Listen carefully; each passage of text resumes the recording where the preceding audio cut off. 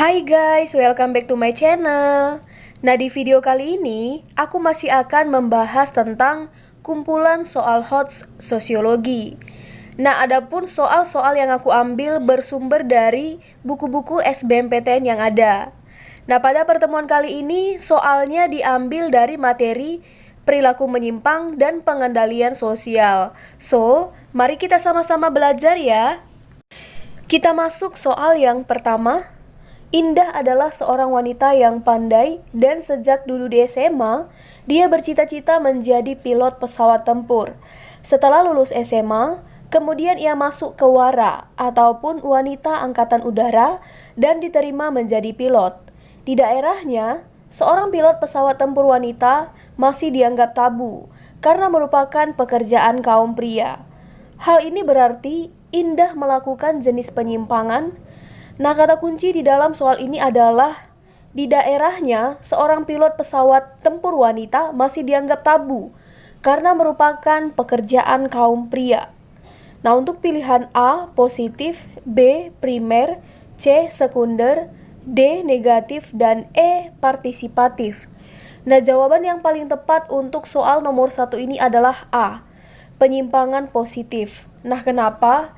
Nah, karena yang namanya penyimpangan positif adalah penyimpangan yang tidak sesuai dengan nilai dan norma yang berlaku di dalam masyarakat.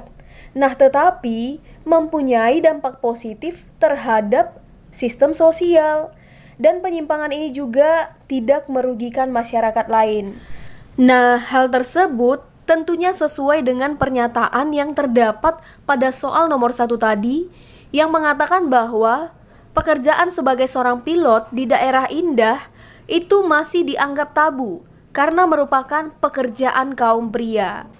Namun setidaknya pekerjaan Indah sebagai seorang pilot tersebut berguna bagi dirinya sendiri sebagai bagian dari sebuah sistem sosial dan pekerjaan tersebut juga tidak merugikan masyarakat lain. Sekarang kita masuk soal nomor 2. Seorang remaja tinggal bersama nenek sejak kecil dan sangat dimanja. Segala keinginannya selalu dipenuhi.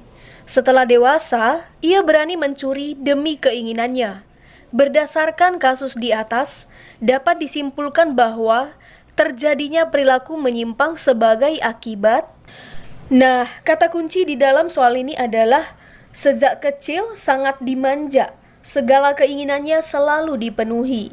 Nah, untuk pilihan A, sosialisasi yang tidak sempurna, B, pengaruh media massa liberal, C, pengawasan sosial yang lemah, D, pengaruh lingkungan bermain, dan E, pewarisan kebiasaan mengasuh anak. Nah, jawaban yang paling tepat untuk soal nomor 2 ini adalah A, sosialisasi tidak sempurna. Nah, kenapa? Karena yang namanya perilaku menyimpang yang disebabkan oleh sosialisasi tidak sempurna menjelaskan bahwa seorang anak akan berperilaku menyimpang dikarenakan faktor keluarga, di mana orang tua tidak mampu menanamkan nilai dan norma yang baik kepada anaknya. Nah, terlebih lagi, di dalam soal ini menunjukkan bahwa sang anak tersebut tinggal sejak kecil dengan neneknya. Nah, hal tersebut sesungguhnya menunjukkan bahwa anak tersebut kurang mendapatkan kasih sayang dan perhatian dari orang tuanya sendiri. Sementara yang kita ketahui bahwa seorang anak tentunya sangat membutuhkan perhatian dan kasih sayang dari orang tua. Sekarang kita masuk soal nomor 3. Perhatikan beberapa perilaku berikut ini. 1. Mengendarai motor dengan kecepatan tinggi karena jalanan sepi. 2.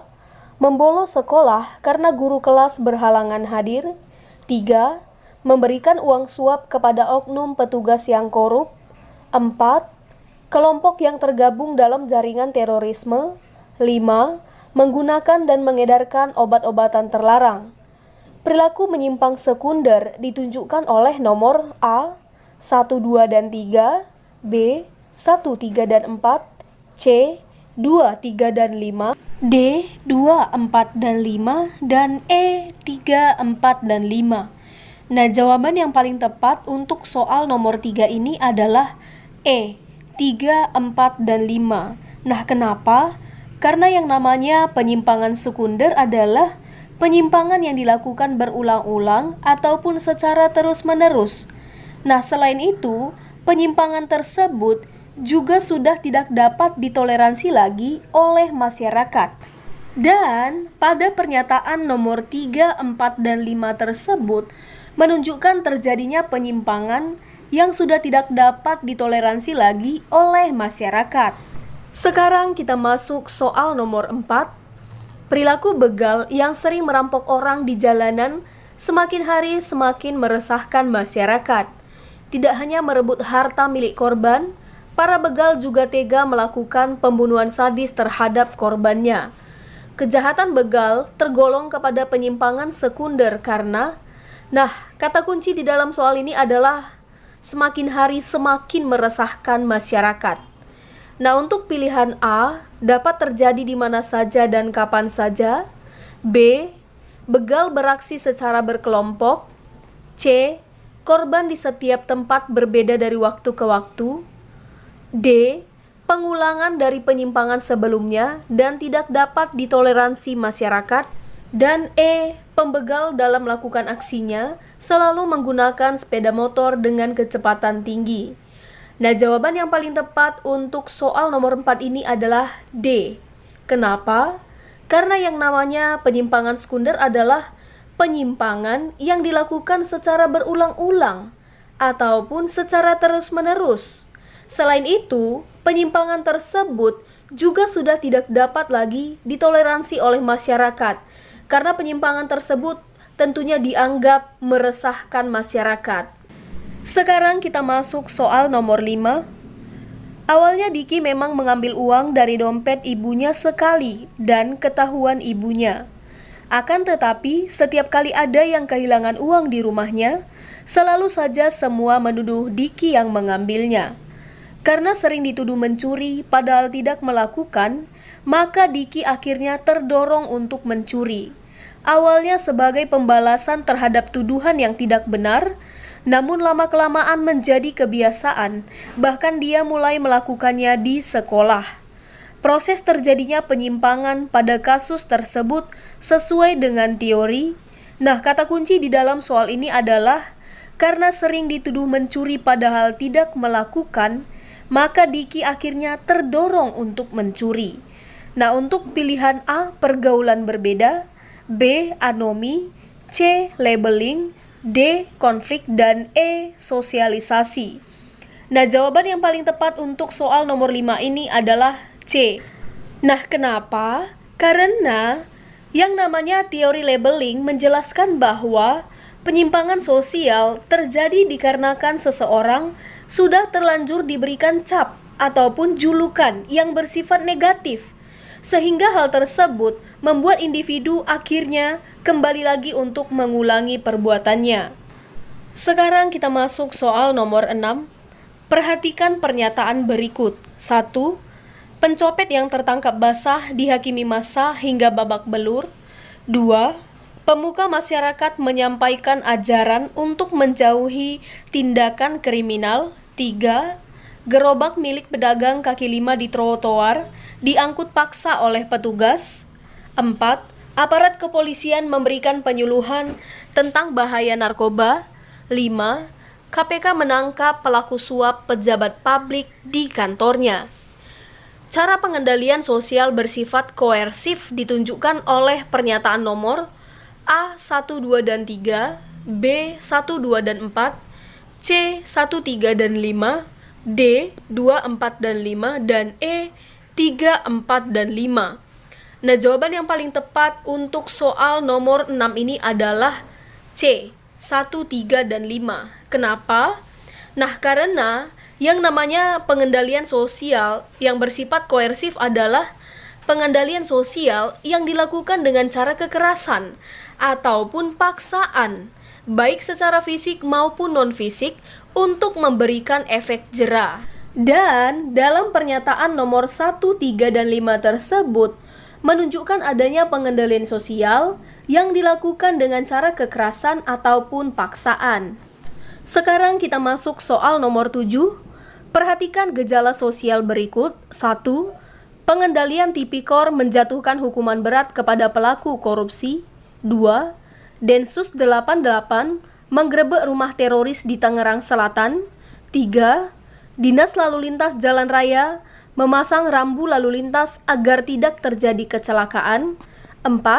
BNN mengkampanyekan bahaya narkotika kepada pelajar di Jakarta.